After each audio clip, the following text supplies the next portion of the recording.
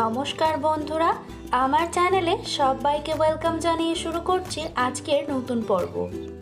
মাছে ভাতে বাঙালির পাতে বর্ষাকালে ইলিশ পড়বে না তা তো হতে পারে না। তাই আজকে আমি আপনাদের জন্য নিয়ে চলে এসেছি ইলিশ মাছের দমের রেসিপি। খুবই কম সময়ে আর খুবই কম উপকরণে এরকম দুর্দান্ত একটা রেসিপি চলুন দেখে নিই। ইলিশ মাছের দম বানানোর জন্য প্রথমে একটা মশলার মিশ্রণ বানিয়ে নেব। তার জন্য একটা বাটির মধ্যে 2টো কাঁচা লঙ্কা, 1 চা চামচ কালো সর্ষে আর 1/4 টিস্পুন নুন দিয়ে খুব ভালো করে জল দিয়ে মিহি বেটে নেব। এবার মাছগুলোকে ম্যারিনেট করে নেব। তার জন্য এখানে আমি 250 গ্রাম ইলিশ মাছ নিয়ে টুকরো করে নিয়ে খুব ভালো করে ধুয়ে পরিষ্কার করে নিয়েছি। এখন ওর মধ্যে দিয়ে দেব বেটে রাখা মশলা, 3টে চেরা কাঁচা লঙ্কা, 1/2 চা চামচ দেব হলুদ গুঁড়ো,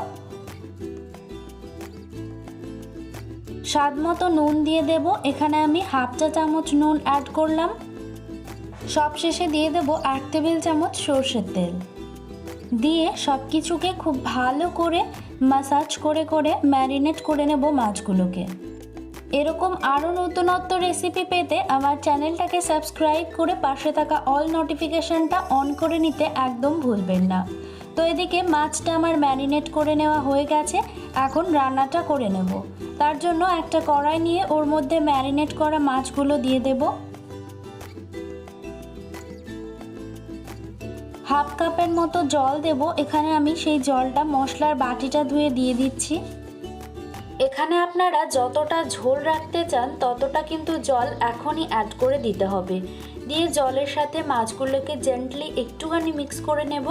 দিয়ে ঢাকনা চাপা দিয়ে 5 মিনিটের জন্য মিডিয়াম ফ্লেমে রান্না হতে দেব।